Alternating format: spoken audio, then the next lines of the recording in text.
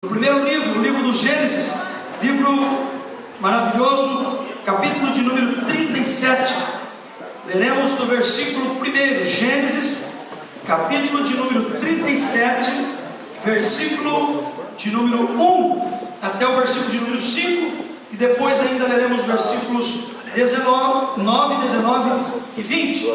Vamos ler a palavra do Senhor nesse instante, porque ela é poderosa e Deus tem algo tremendo para nossas vidas, falando de restituição, de restituir, de reintegrar, de ter de volta aquilo que tínhamos antes, mas por algum motivo perdeu-se. Eu quero iniciar profetizando sobre a sua vida nesta manhã, que Deus há de restituir na sua família, Deus há de restituir nesse ano do resgate da família, na sua família, Deus há de restituir no seu trabalho, Deus há de restituir nos seus estudos, Deus há de restituir nas suas emoções, Deus há de restituir em todas as áreas dos seus sentimentos, Deus há de restituir na sua vida espiritual, para a glória do nome dEle, porque Ele é o Deus que restitui, Ele é Deus fiel, Ele é Deus fiel.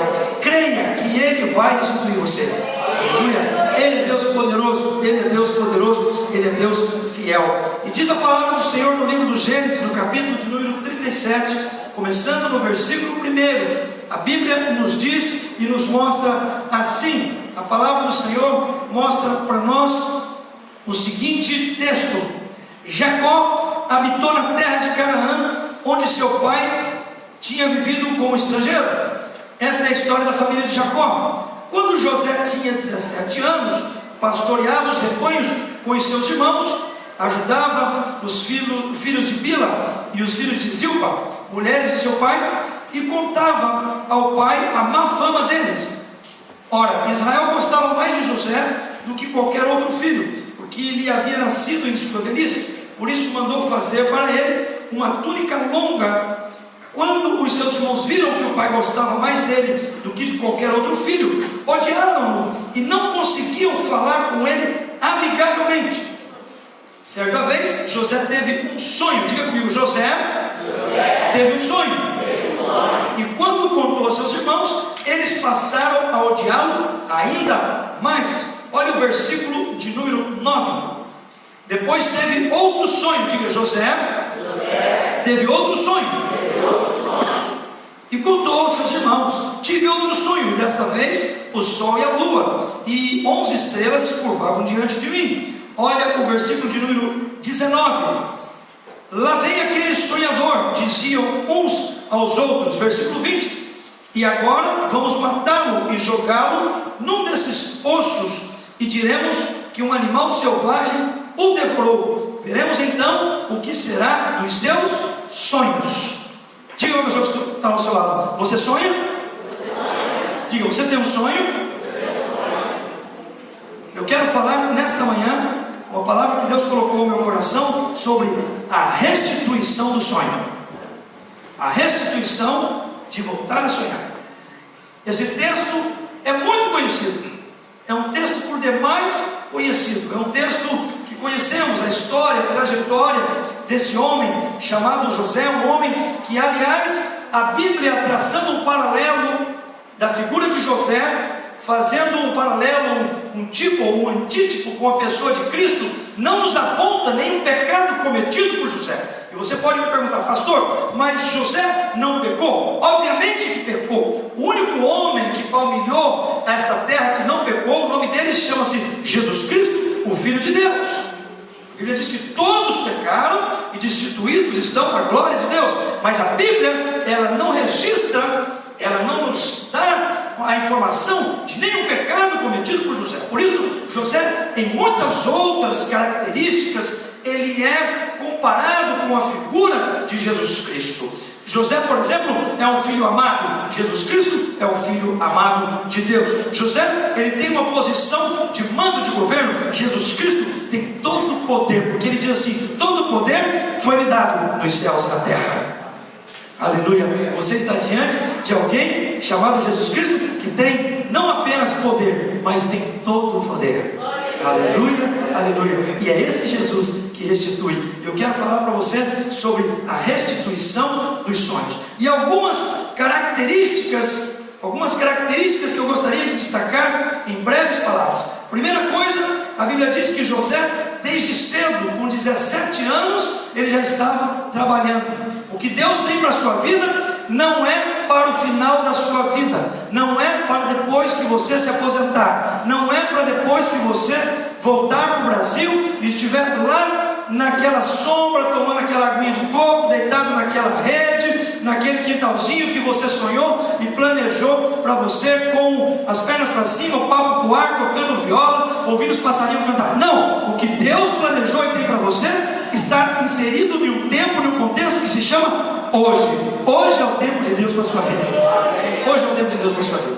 José, com 17 anos, já estava fazendo algo tremendo e trabalhando. Muito mais do que isso, a Bíblia diz no versículo de número, ele diz no versículo, nos primeiros versículos, aqui, versículo 5, diz assim: certa vez José teve um sonho, e quando contou aos seus irmãos, eles passaram a odiar. Diga para a pessoa que está do seu lado: sonhar é bom. Diga: você precisa sonhar. Escute o que eu vou dizer para vocês: só vive quem sonha. Você não vai além do que os seus sonhos podem te levar. Muitas vezes sonhamos com coisas que parecem inatingíveis, e muitas vezes nós precisamos ouvir a voz de Deus falando e confirmando os sonhos que temos. Muitas vezes nós ouvimos mensagens proféticas, inclusive falando de sonhos que temos. Se você tem um sonho, saiba que esse sonho colocado diante de Deus, ele vai evoluir até o momento que o nome dele vai ser glorificado na sua vida. Você vai glorificar o nome do Senhor. Você vai glorificar o nome do Senhor. Aleluia, aleluia, aleluia. Eu, por exemplo, tenho sonhos. Essa igreja tem sonhos. Amém? Você tem sonhos? Essa igreja tem sonhos. Nós tivemos uma oportunidade, que nós recebemos uma pessoa aqui nesse lugar, que ia nos transmitir a palavra de Deus, uma pessoa que não nos conhecia, não tínhamos contato com essa pessoa, nunca tínhamos parado para dialogar, contar sonhos, contar projetos, contar desejos. Não, essa pessoa não tinha absolutamente nenhuma informação daquilo que nós pensávamos, estávamos sentindo e como igreja estávamos buscando. A pessoa chegou, inclusive, já o louvor havia iniciado, sentou ali, e no momento de ministrar a palavra, Deus toma essa pessoa que começa a profetizar, falando de sonhos, falando de algo tremendo para a vida dessa igreja. E eu louvo a Deus por isso, porque o Senhor, Ele tem um sonho também para a minha vida, para a sua vida, para a vida dessa igreja, para o seu ministério, para a sua família, para a sua casa, para os seus desejos, para os seus intentos, para as suas emoções. Ele é o Deus que sonha, Ele sonhou e planejou você. Aleluia, aleluia, aleluia. E dentro dessa dinâmica, há uma coisa muito interessante. A primeira coisa que você deve prestar atenção é nunca esquecer e desistir dos seus sonhos.